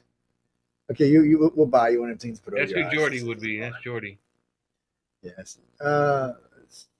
Sarah Lee, we need to get rid of that name because I know that's not your real name. So I know what your real name is. Would you do that because you think I like Sarah Lee cakes or something? I mean, why do you do that? Anyway, what do you want to know? What's going to be the first alien to eat us? That's already happened. So why don't we move on to something else? We can move on to something else. Well, how about why don't we answer the first question that goes on that's going across the bottom? How many are visiting our planet? How many different species? At least 4. Well, I think at the moment, right now, there are only 4 species permitted to be on the planet. A fifth one. Now y'all gonna make me have to count here. A fifth one is being forced to stay on the planet. They're not. Their restrictions off planet are being lifted by the Greys. So I agree with the 4, but we do have a lanyap species that we're going to have to go out to Area 53 just to make sure 100% that's who they are. Yeah. If the tall whites are for real, then there's 5 species that are here on a regular basis. If not, there's 4: the Greys, the humans, the reptilians, and very few times the light beings will stop by and say. And light beings look at us like amoebas. And that's as polite. People always tell me, "Oh, I commune with the light beings." No, you don't, because they think of you as an amoeba. They're not going to let you into their body. What are you, crazy? No human consciousness is going nowhere near contaminating a light being. It's not going to happen. I'm not even a light being, and I look at us all as like amoebas. It's so now the Greys, reptilians, and humans, they like us for whatever reasons they're here for, which is a buttload of reasons. And but in the end, and I've had many contactees ask the same question: would you save us? And it always comes back as no. So whatever plan they got, as long as we work in that direction and move on their plan, we're fine. But if we do anything else, too bad, so sad. Adios, they're not amigos. Permitted to, because it would interfere with the outcomes of the free will thing.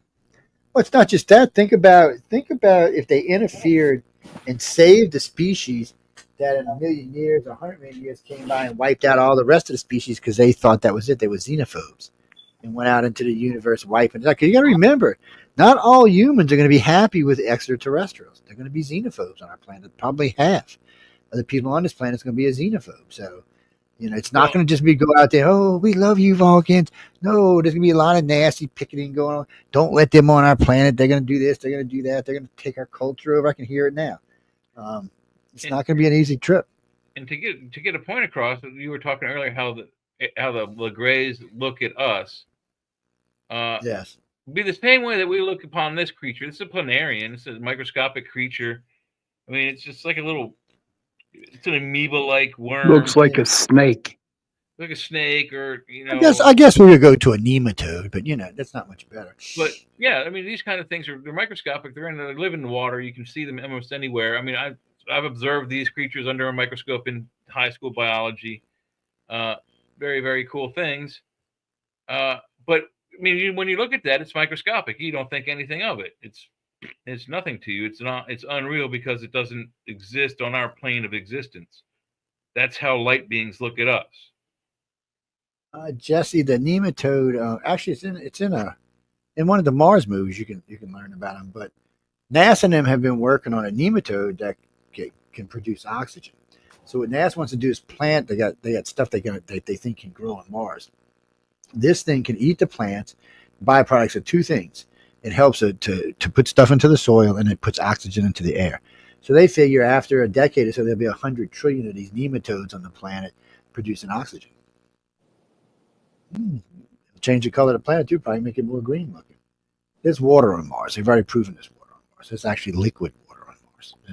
And there's pretty sure there's water on the moon. Mars don't exist, Joe. I keep telling you. Oh, and speaking of that, I seen the other day they even had a little room in there, Sean Kelly's room on Mars, man. So I don't know what to tell you, man. They ain't even got a room for you, dude. Mars don't exist. It doesn't. What is it? Oh, Mars is purgatory? Well, that's going to really suck since there's no atmosphere there. These the creatures you're talking Wait, about. Earth isn't purgatory? I think Mars. Earth is purgatory. There you go, nematode. There you go. Go around eating this, and they come in a lot of varieties too. That's what's so funny. Kind of looks like the Egyptian thing. There's one on a rock. It looks like. Wow. Yeah, They look like worms. they are basically, and they just eat through the soil and they eat the stuff up. And they're going to produce oxygen, and the chemicals left behind will enrich the soil. Look. There's one eating a rock right now. Yeah, they can eat a lot of stuff. So they're going to design specifically for. They're also designing a specific plant that makes oxygen that can live in a low carbon environment. Remember, plants don't need oxygen. They are some kind of nasty too. They would mess you up. They have found a lot of plants that will probably survive on Mars that are going to be radiation resistant. And then they were talking about just pulling out sheets and sheets of bisqueen or something like it, 50, 80, 100 acres and just planting at a time these oxygen making plants. And that with the nematodes eventually, and in the carbon programs, ours will change in 100 years. It'll be probably enough that you can go outside without a suit on. You'll still have to have something to breathe with, but it'll be a lot easier if all you're carrying is a tank to breathe in. And today we do compressed air. By then we'll do something even better. So you'll be able to carry a 50-gallon tank. Will probably be good for a day or two. Just be cruising along, doing your thing. And a lot of the ships and all, and cars and all have oxygen built into them. It's we're headed there. Elon's going no matter what. I think Elon thinks he's going home is why I think he thinks it's going on. Well, I mean, he can only get there if the United States and other people let him do it. I mean, yeah, he pretty much told them to go. You know what themselves. Why wouldn't he need permission from the United States, Jay? Because Jay is actually technically he's right. You can't. Private industry can't just go blowing stuff into space without the rest of the world knowing about it. One, launching a rocket without telling the Russians and the Chinese can be perceived as an act of war. Either one of them can and shoot it down if they want to, saying, "Hey, what is that?" So we're actually supposed to inform them when we do certain types of launches automatically. They have to do the same. It's the way we keep from killing each other, and just letting Elon take off from Mars by itself. We're going to be able to own stuff on Mars, just like we're going to be able to moon. So yes, if Elon launched something without anyone, half the stuff he does throw up, they can throw a weapon at if they want to. Yeah. So Elon said he's going to send this thing to the moon. He's going to land it, and it's going to have these carts in it, and they're going to take off, and they're going to be rolling out something like a barbed wire. So it's going to be, they said the moon and Mars are going to be just like it was in the Wild Wild West days. You fence it, it's yours. You fence it, it's yours. He's talking about fencing like 500 miles in the first trip out. He's not playing around, man. He's going to own a big chunk of the moon and Mars for it's all said and done with. And then, who's going to be the emperor? X. Little X will be running the world. We'll all be dead, so it won't matter. But and if we're not all dead, we'll be so old we won't give a shit. Ooh, X, I remember X. Yeah. What's that? Time to change my diaper? All right. Whatever. We don't care, X. Do whatever you want. All we can hope is he doesn't turn out to be Drax. Yeah. What is it, Seymour? Where's Seymour? I haven't heard that name in a long time. Where are you from? Where? Oh, Sydney. You're in Australia. Hey, what's up, man? Hey. Happy, what is it? Happy Thursday, man. Yeah, it's Thursday afternoon, something, huh? Yeah, how you doing? Having a good time? Having fun with the show? We're crazy. I know we got off topic, and I apologize. We're going to get stricter on UFO Undercover because it is a tag show. We're used to the other two where we can just say and do whatever the hell we want. You listen? Which one you like better? News on the flip side of the chat. Yes. Just say yes. Which one? Just you like them both? You think they're the same or different? They're different. Oh, because news on the flip side is usually a little more organized topic-wise. Yeah. Yeah, but we usually talk about news topics and we're on the fence. We do that on the chat too, and then a lot of times we just talk about whatever pops into whoever's mind's talking at the time. Right. That's why I like the chat Saturday night. I do like. No, I'm serious. It doesn't. So I'm gonna make a tagline for this. It's the show that's about nothing and everything because it doesn't matter who's talking. We could be talking about God, and then all of a sudden we're talking about automobiles. Yeah. Or we're talking about people, or we're talking about government. It's you don't know it. On news on the flip side, it's different because we're working topic lines. Yeah. On certain things, and it's not that we don't wonder on, we do, but not like we do in the chat. Chat's much different. But news on the flip side, also in defense of that one, we literally analyzed politics for 19, 20 months straight in a row. Yes. We don't play action. We're really good at what we did. We knew the election numbers much better than anybody else did. We should have been getting paid for that, because if they'd have been polling like we were, there'd have been no doubt what was going on. And we even caught them when they started cheating. I mean, we busted them. We busted them first week when they were cheating on the polls. Very first week we busted them. I never heard any other news media call them out but us. At the very end, Fox came out and called them out for the same thing we did. And I just think somebody over there heard us, and that's all. Yeah. Oh no, there's people. I know there's people at NBC and CNN that listen. I don't know about Fox, but I know there's a couple of people. Oh, and actually, one of our regular listeners at CNN just got fired. Yeah, that sucks for him. Which one was that? Oh, I can't say his name on air because I can't plug him. But I'll just say he's a big guy. We actually have I've been doing it. You forget people. I've been doing this a long time, and the show got really critical acclaim when Stephanie and I first started doing it. And we made a lot of friends in legacy news. Yes, because we like when we did the show on abortion, it got picked up and carried. ABC sponsored it, CBS sponsored it, NBC sponsored it. It was a damn good show. It was hard hitting. It was to the point. It was even on both sides. Oh God, 10 years. It's 10 years at least. And so we did a lot of shows like that. And then when her and I split when I fired her, I said, I fired Jean. And she just had drinking issues. And I didn't want to because she was a good friend of mine. Mm-hmm. And so anyway, I had to let her go. And her and I didn't talk for a couple of years. And then she passed. So those couple of years, I didn't want to bring News on the Flip Side back because I didn't feel comfortable hosting with anybody. I was so used to her responses and the way she did things that it was hard to find. First off, I was looking for a female to replace her, which was stupid on my part. I shouldn't have even did that. So in the end, what I did was I brought the boys and Leah on, and we're going to find one other female, which I think we got coming soon. And we'll have a good group of hosts, a good strong panel, a group of hosts that can argue about anything. Well, yeah. I like how somebody said that they were told it reminded them of The View, but that was me. Yeah, that was me. That's funny. Yeah, the word of view. I'm Whoopi. I'm going to Whoopi you. Word of view, man. I keep getting thrown off their website. I'm Whoopi. Look at these dreads, man. Come on. Oh, at least I got one. I got one dread, man. it's oh no, I get thrown off their website all the time. I tear them up. You got the one pretty pathetic dread. She dated Ted for like 3 years.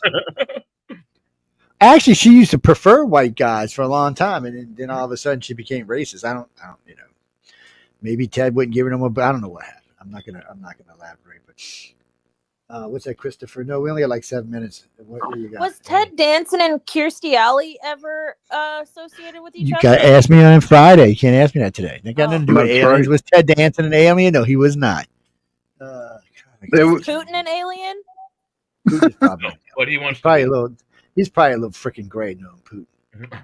He's one of them cyborg grays. Yeah, you just can't see his cyborg equipment. He might be. Oh, I did watch Christopher. I did watch it twice. I was gonna say Area 51. What's it? 31. What's it called? This new sci-fi movie, the new Star Trek movie.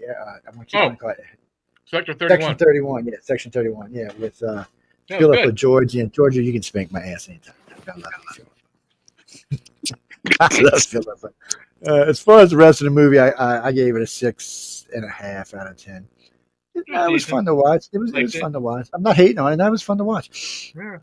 It was the reason I give it a 6 and not like 7 or 8 is because it was a little campy. Some of the looks. Yeah, I was gonna say, a little on the hokey side. It was a little on the hokey campy side, but it was more along the lines of something Roddenberry would do because it was kind of on the campy side, but it was fun to watch. I mean, don't go out and think it's going to be the greatest movie you've ever seen. It's not. I can see if Roddenberry was alive, I can see Gene Roddenberry getting behind that story 100%. Yeah, because it was just a fun story. Just the right we're amount of see. violence with a. It's supposed to be a prelude to a series. We'll see. Doing a Star Trek Section 31 series is going to be tough because Star Trek fans are hokey funny about lore. So, you're going to have to be real careful. Series of movies, maybe. Hey, Joe, Jay, that would be a very good thing for you, to put your thoughts into that stage 31, whatever it's called, because if I'm not mistaken, Jay, honestly, I think you could memorize the Star Trek movies word from word.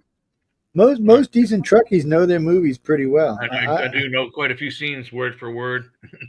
And in the 80s, I knew them, virtually verbatim. And there are other movies. I mean, I'm sort of, I sort of have, what is the memory, eidetic memory? It's basically the same as photographic memory. Eidetic, yeah, it's a little bit different, but yeah, same thing. So this makes 14 Star Trek movies now, right?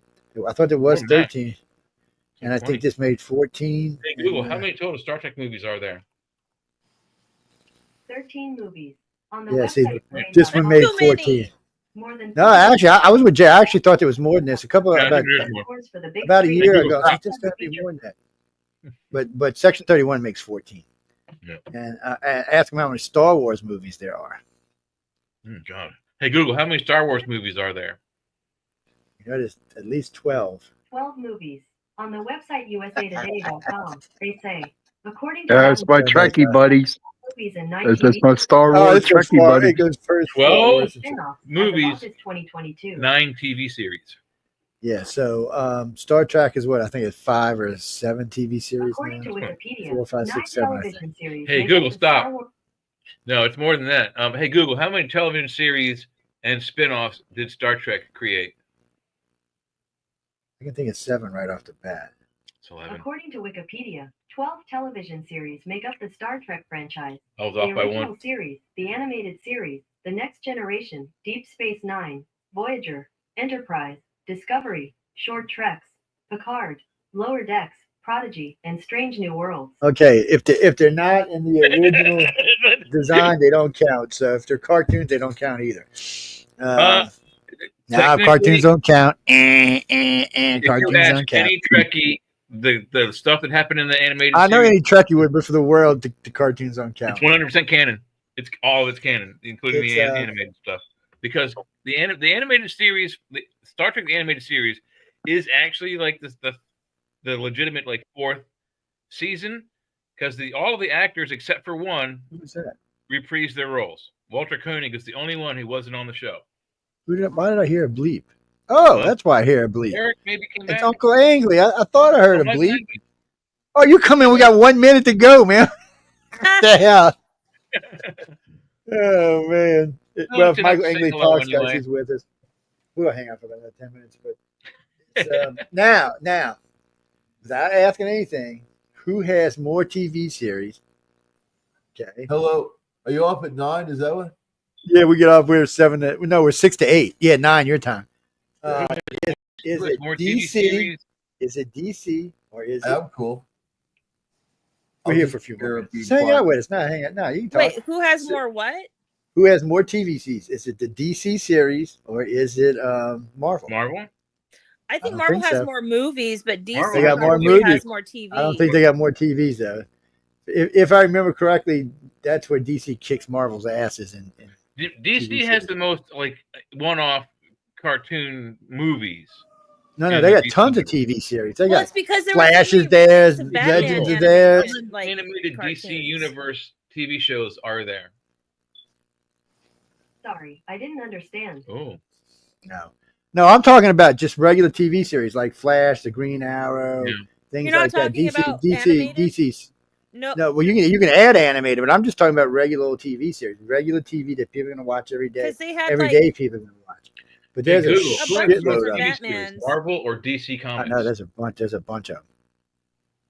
I don't know the answer to that specific Well, question. we already know the answer. It's definitely DC. We've already done this before. The Marvel database contains around 70,000 characters, while the DC universe contains around 10,000 characters in total. Overall, the battle between DC and Marvel continues to rage on, both at the box office and in the comic book world. They didn't want to answer anything, but 70,000 characters versus 10,000 characters. I think but there's way more TV. There's way more. Just in the last decade, Marvel had 0 TV series on. DC had 11.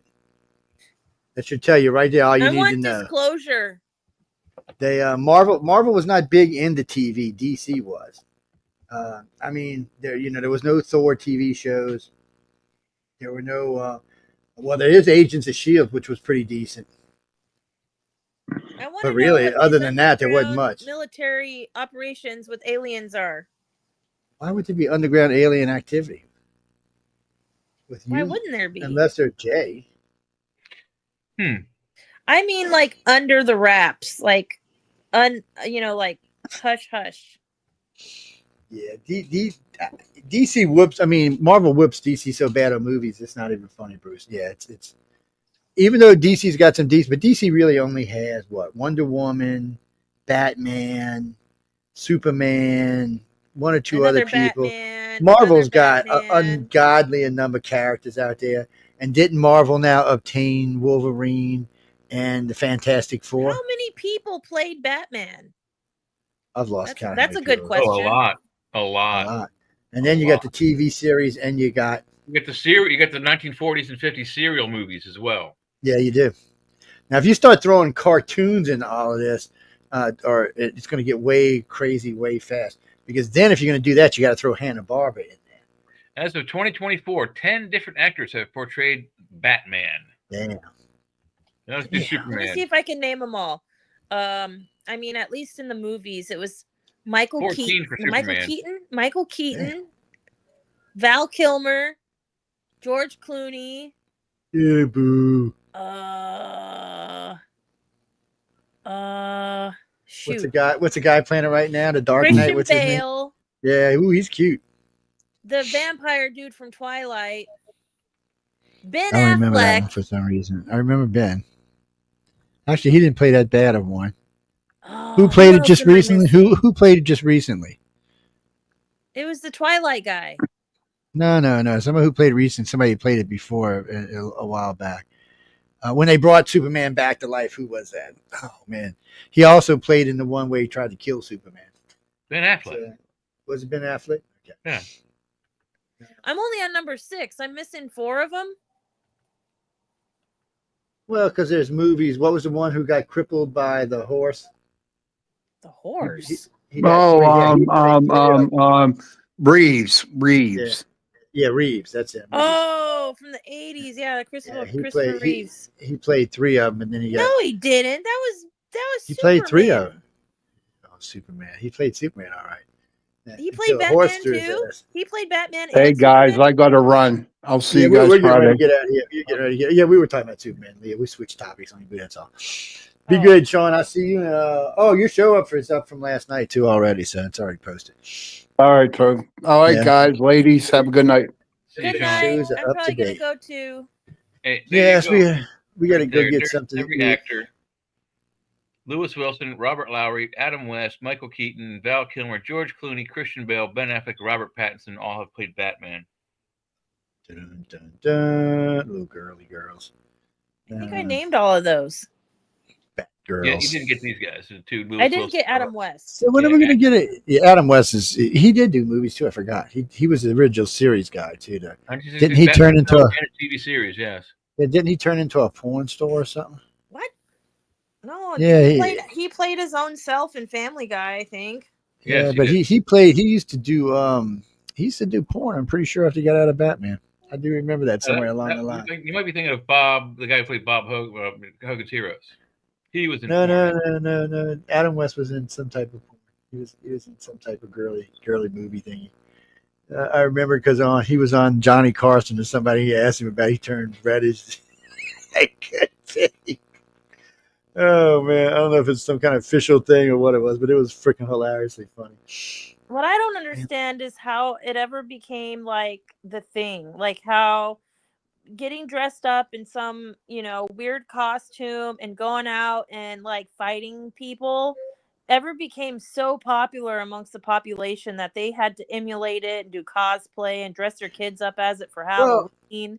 There are Because people who actually dress up in battle armor, tactical armor, and fight crime in cities, like actual vigilantes, actual Batmans. yeah, well, playing That's Batmans cool. and Supermans, Cooler. and actually they say a lot of people who play Superman are jinxed because a lot of people got hurt or killed who have played Superman. The original Cursed. guy jumped out a window and killed himself. Reeves, for example. Yeah, or the original Superman, he jumped out of a window or something. He jumped off something, and killed himself. Yeah, he committed suicide. And What do you think happens when you commit suicide? you go to hell. Die. You go straight to the deepest, darkest pit in hell, and you stay there. Why do you believe that? No reprieve whatsoever. Because it's the highest form of a sin you can ever do. I thought that was blasphemy. I think first of all, this is kind of it makes blasphemy look like kitty punch. But what if you're mentally ill? They don't care. It's even more reason to put you in a deeper, darker, blacker hole so you don't affect the rest of hell. It's what can you do? Michael's got a suite down there, so just thought I'd tell you ahead of time. What was that, Christopher? That Michael Engel joined us. No, we got to get out of here. We're going 2 more minutes, 3 more minutes, and we're out of here. No, we'll be back Friday night. Wreaking Havoc on News and Flipside. We'll be back Saturday night. Wreaking Havoc in the chat.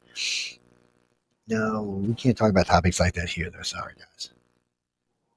One, I don't have to always be putting your show on private mode, and two, it's just not the show's UFO Undercover. It's about aliens and UFOs and demons. Aliens and all the different Batman actors. Well, Batman's probably a demon. I mean, probably an alien. What's that, Michael? Is there a difference between aliens and demons? Depends on what you consider a demon is. What do you consider a demon? I don't really consider demons. I just don't think about them. It's not for me. It's different because I look at the universe much differently than most people. So, but if it's like when people tell me, well, aliens or demons, really? Well, they're not burning you or sticking a thing in your wherever. They're not trying to kill you. They're not trying to eat your soul. They're not even after your soul. They're just out to do whatever they're doing, and I still don't know why a demon would need a UFO or a flying saucer. They're demons. They fly, got wings. What the hell do you need a flying saucer for?